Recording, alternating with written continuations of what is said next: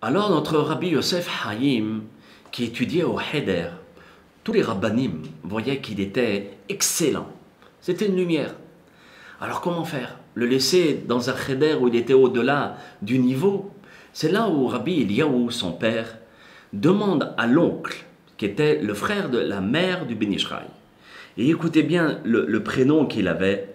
Rabbi David Meir Yosef Nissim Salman Ma'atok. 7 prénoms. Donc ça prouve aussi la grandeur de ce rave. Et le Ben Ish Chai va étudier avec ce grand rave. Et il va lui apprendre énormément de connaissances. Et aussi, de l'autre côté, le Rabbi Yosef Haïm aura un maître dans la Kabbalah. Et ce maître-là va lui apprendre beaucoup de Nistarim, au point où un jour, le Rabbi Eliyahu, le père du Ben Ish Chai, voit son fils sortir avec un très gros livre qui s'appelle le Etz Haïm, un gros livre de Kabbalah écrit par Rabbi le Maharho, le Rabbi Haïm Vital. Le Maharho, c'est lui qui a écrit ce livre au nom du Harizal, Rabbi Yitzhak Luria. Et qui c'est qui étudie ces livres-là? C'est seulement les grands Talmidei Hachamim, à l'âge de 40 ans, et une fois qu'ils ont terminé tout le Talmud et le Midrash. Donc on ne va pas commencer à étudier ce livre. Et il voit son fils sortir avec ce livre-là. Alors il s'adresse au Rav et il lui dit, écoute, c'est pas possible que mon fils étudie ce livre-là. Alors le Rav qui lui dit, écoute bien, ton fils est tout à fait au niveau pour étudier la Kabbalah. Et il a une neshama spéciale où il peut étudier cette Kabbalah même avant l'âge de 40 ans. Il n'avait que 12 ans et demi à 13 ans, avant la bar mitzvah. Vous regardez un petit peu à combien le Ben Ish Chai était avancé dans l'imoud de la Kabbalah. Quand il était jeune, le Rabbi Yosef Haïm a accompli un des psukim qui nous dit « Shesh shanim ya'avod »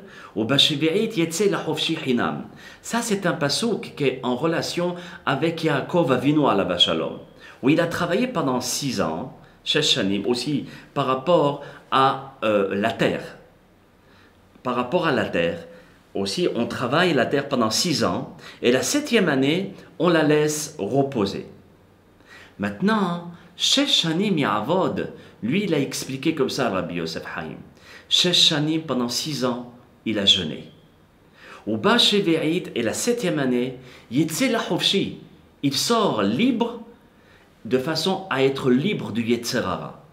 Et c'était ça ce que le Rabbi Yehuda Ptaya avait garanti, que cette Neshama qui viendra dans le corps du Rabbi Yosef Haïm sera libre du Yetzerara. Ou le Samer même, cet ange qui s'appelle le Yetzerara, le mauvais penchant, le Satan, ne viendra pas attaquer le Rabbi Yosef Haïm. Et grâce à ces jeunes-là, il a complètement aboli, anéanti le Yetzerara. Maintenant, on voit que ce Rav, cet enfant, était déjà Rav dès son tendre enfance. Et il voit sur la table de son père, Rabbi Eliyahu, qui est un grand Dayan, il voit une lettre des Chachmei Yerushalayim, qui est en train de poser une question très ardue. Mais le père du Ben Ish Chai était très très occupé. Il était bombardé de questions. Et il n'arrivait pas à répondre à toutes les questions. Donc la lettre était sur le bureau. Le Rabbi Yosef Haïm s'est dit, il faut que j'aide absolument mon père. Il faut que je lui donne un petit coup de pouce. Surtout si je le niveau. Il analyse la question et il essaye de rentrer dans les livres afin de pouvoir répondre. Et il écrit vraiment une réponse de blindé. Une réponse exceptionnelle avec toutes les références.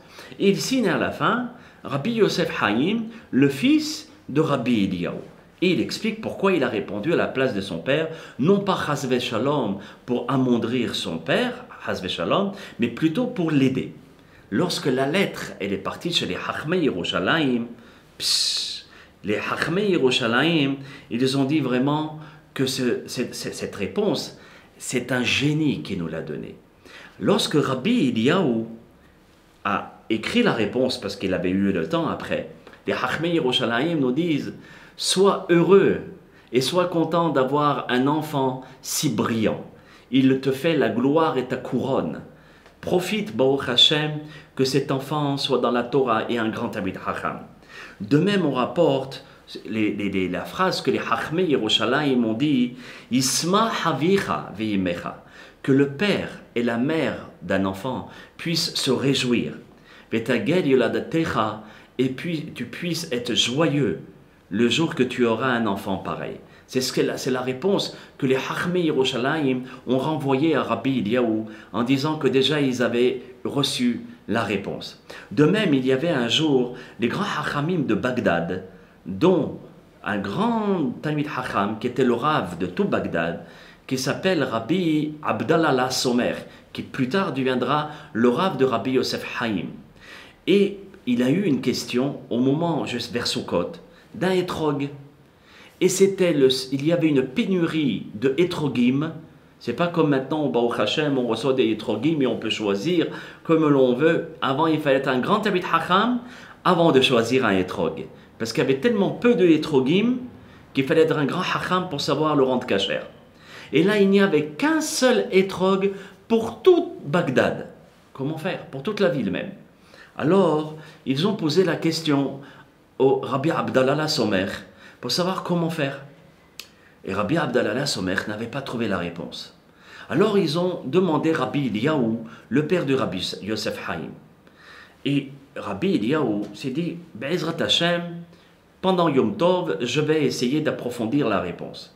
Et c'est là où il essaye, pendant Sukkot, d'approfondir la réponse. Mais il ne trouvait pas la réponse. Et lorsque Rabbi Yosef Haïm a entendu que les Chachmei Bagdad étaient vraiment en problème, parce que si ce étrog n'est pas kasher, et que les Chachamim ou les gens de la ville font la bracha, c'est une bracha en vain. Et c'est un issour de faire une bracha en vain, comme c'est mentionné dans le 3e commandement des 10 commandements. Lo tissa et Hashem lokecha lashav. Ne prononce pas le nom de Dieu en vain. Et pour beaucoup de hachamim, le fait de prononcer le nom de Dieu en vain, ou une bracha en vain, on transgresse le 3e commandement. Donc c'est une grande responsabilité sur les épaules des hachamim. Et c'est là où Rabbi Yosef Haïm s'est dit, moi aussi, je vais essayer d'approfondir et de trouver la réponse.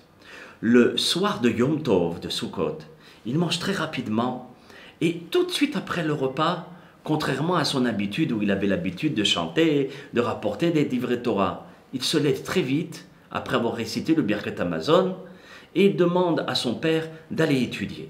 Et c'est là où il essaye d'approfondir la réponse pour ce étrog. Est-ce qu'il est kasher ou pas kasher? Il est resté presque toute la nuit jusqu'au lendemain. Et vous savez que les Hachamim priaient au lever du soleil, juste avant le lever du soleil. Et les Hachamim de Bagdad, ainsi que le grand rabbin, Rabbi Abdallah Somer, quand ils sont arrivés chez Rabbi Eliyahu, ils ont vu Rabbi Eliyahu avec son fils en train d'étudier et d'approfondir la réponse. Et c'est là où ils ont tombé sur la conclusion, où Rabbi Eliyahu dit à son fils, donne la réponse au Hachamim, parce que c'est toi qui as trouvé la réponse. Et c'est là où le fils il dit, Moraï Rabotai, malheureusement, le étrog n'est pas kasher. On ne peut pas faire la bracha. Le Ben Ish Chai à cette époque, il n'avait que 16 ans. Et le père dit au Hachamim, moi je suis d'accord même avec le verdict de mon fils. Et le Ben Ish Chai ajoute, si vous voyez une porte de sortie afin de réciter la bracha sur ce étrog, allez-y. Les Hachamim ont tous essayé d'analyser la réponse de Rabbi Yosef Haïm. Ils sont tous tombés d'accord avec lui. À l'âge de 16 ans déjà, il avait cette grandeur.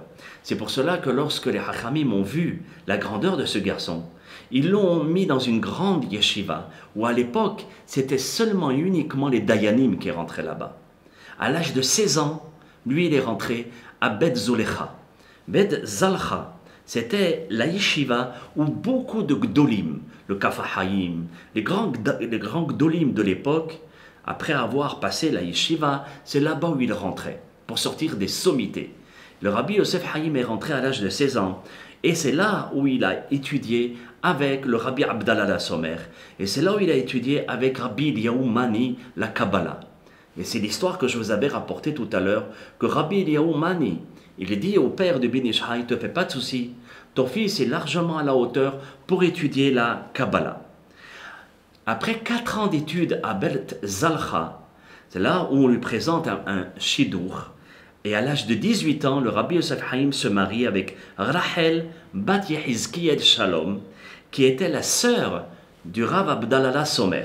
Ça veut dire le Rav Abdallah Somer avait une sœur, et donc à ce moment-là, elle s'est mariée avec le Ben Ish Chai. Et ils ont eu un garçon et une fille. Un garçon, Yaakov, et ce Yaakov, vous allez voir que ça va être aussi une grande sommité, mais pas autant que son père. Et donc, des années plus tard, le Rabbi Yosef Haïm n'avait que 26 ans. C'est là où Rabbi Eliyahu est parti de cette terre. Il est parti au Olam Haba, il est Niftar. En hébreu, on ne dit pas il est met, il est mort. Niftar, il est parti. Nous, les bénis Israël, on ne meurt pas, on s'absente. Et donc, le père du Ben Ish Chai, Rabbi Eliyahu, est Niftar le 7 Elul 5619, qui correspond à la date 1859. Le Rabbi Yosef Haïm était âgé que 26 ans. Les Hachamim ont fait des drashot. Et là, ils se sont adressés à Rabbi Yosef Haïm, qui était l'aîné, de faire une drasha le 7e jour de la disparition de son père. Des centaines de personnes étaient présentes. Et c'est là où Rabbi Yosef Haïm, pour la première fois, adresse une drasha, un discours, un dvar Torah, devant des centaines de personnes. Tout le monde était estomaqué devant sa façon de présenter la Torah. Où à l'intérieur, il mélangeait le drach, le sod, le pshat, toutes les parties de la Torah mélangées ensemble et accessibles à tout le monde. C'était pas seulement les hachamim qui comprenaient la Kabbalah. Même l'enfant, il arrivait à comprendre. Ce que je vous dis, c'est Rabbi Mordechai Eliyahu qui le rapporte au nom de son père. Et donc, qui était aussi un des élèves de Ben Ish Chai. Et on voit ici que le fait que le Ben Ish Chai avait rapporté des drachas exceptionnels, tous les hachamim de la ville ont été voir Rabbi Yosef Haïm pour qu'il puisse prendre le poste de son père et prendre la relève et de continuer la relève. On raconte même qu'à l'âge, un jour où il y avait l'anniversaire du père de Rabbi Yosef Haïm, on rapporte qu'une fois, le Rabbi Yosef Haïm, il a demandé à un des hachamim de lui dire un pasuk, une phrase de la Torah, afin qu'il puisse l'expliquer. Et c'est là où un des raves, Rabbi Ezra à Cohen, le Rav Ezra lui dit, voilà, Poteach et Yadecha. Le Rabbi Yosef Haïm a donné 4 heures d'explication sur différents angles sur cette phrase, Poteach et Yadecha. Pendant 120, il a donné 120 pirushim, 120 explications pendant 4 heures. Pour vous dire à quel point le Ben Ish Chai était rempli de Torah. Alors, mes chers amis, regardez un petit peu la grandeur de Rabbi Yosef Haïm, au point où on l'appelle le Ben Ish Chai, au nom d'un de ses livres. Que son mérite, Be'ezrat Hashem, puisse nous protéger à tous. C'était un homme pieux, un homme saint, un homme exceptionnel dans sa Kedusha et dans la connaissance de la Torah et de la manière dont il a dispatché la Torah. Que son mérite puisse nous protéger à tous, qu'il puisse intercéder auprès de nous là-haut, afin que l'on puisse réussir dans la Torah et Kedusha et dans ce qu'on entreprend. Et Be'ezrat Hashem, je vous rapporterai encore d'autres histoires incroyables sur le Rabbi Yosef Haïm et Bagdad, le Ben Ish Chai. Shezchuto tagen ba'adenu, amen ve'amen. À très bientôt pour d'autres histoires de Rabbi Yosef Haïm de Bagdad.